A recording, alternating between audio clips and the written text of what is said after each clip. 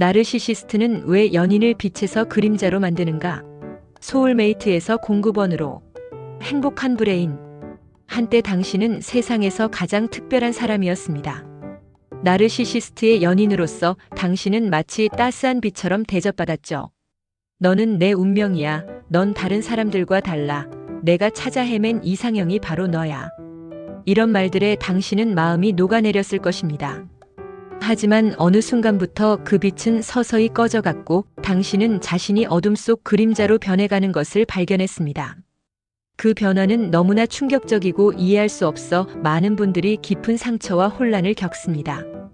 오늘은 왜 이런 일이 발생하는지, 나르시시스트의 내면에서 어떤 과정이 일어나고 있는지 깊이 있게 살펴보겠습니다.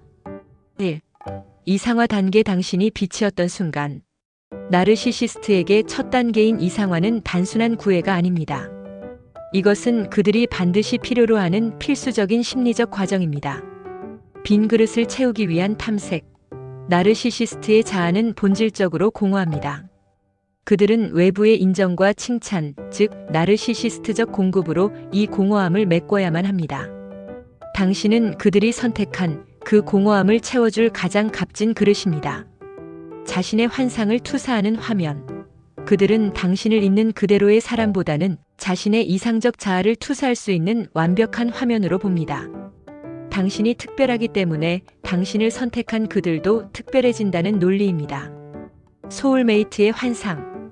평생을 기다렸다. 넌 내 영혼의 반쪽이야 라는 말은 당신에 대한 사랑보다는 그들이 꿈꾸는 관계의 판타지를 구현하기 위한 수단에 가깝습니다. 이 단계에서 그들은 자신의 모든 에너지를 집중하여 마치 완벽한 파트너처럼 행동합니다. 이것이 바로 러브보밍입니다.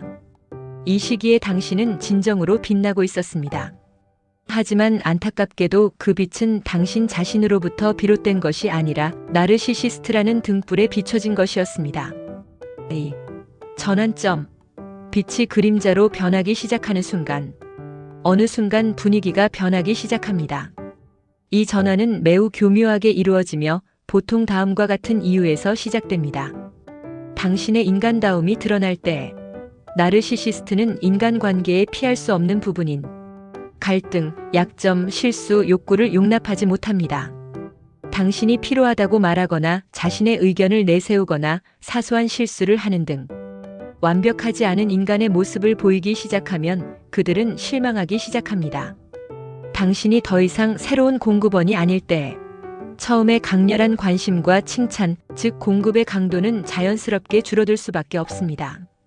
나르시시스트는 익숙해진 공급원에 대해 금방 지루함을 느낍니다. 그들은 끊임없는 낚시의 스릴을 원합니다. 안정된 관계 자체가 그들에게는 지루한 것이죠. 당신의 독립성에 대한 위협. 당신이 자신만의 친구, 취미, 꿈을 가지고 있다는 사실, 즉 나르시시스트의 통제를 벗어난 독립된 개인으로서의 정체성을 유지한다는 것은 그들에게는 용납할 수 없는 도전입니다. 그들은 당신이 자신의 확장이 되기를 원할 뿐입니다. 3. 평가절하 단계. 그림자로의 추락.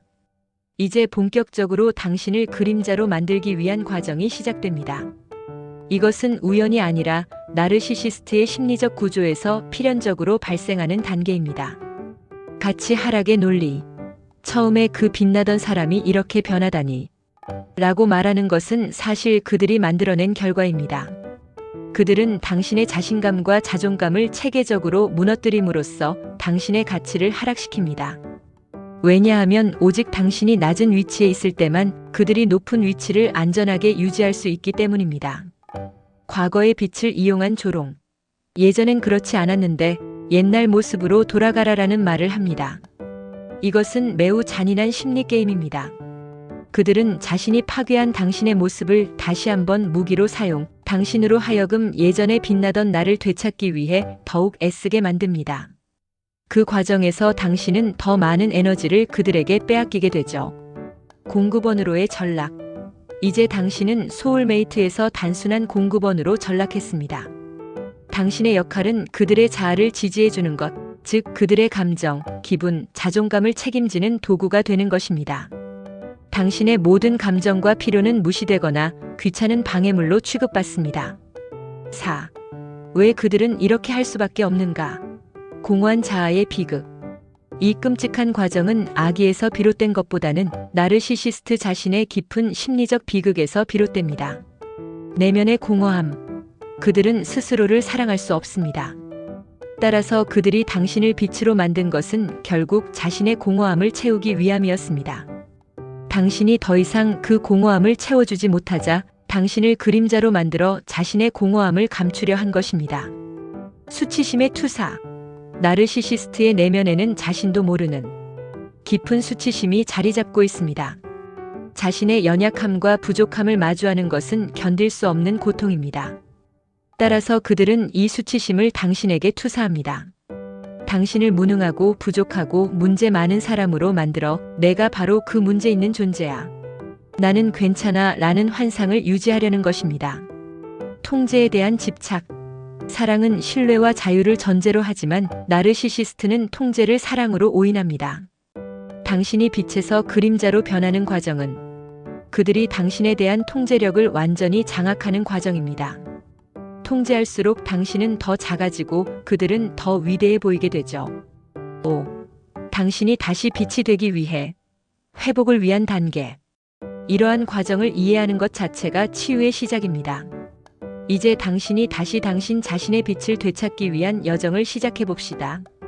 진실을 직시하기. 당신이 소울메이트에서 공급원으로 전락한 이 과정이 당신의 가치 때문이 아니라 그들의 병리적 패턴 때문이라는 사실을 명심하세요.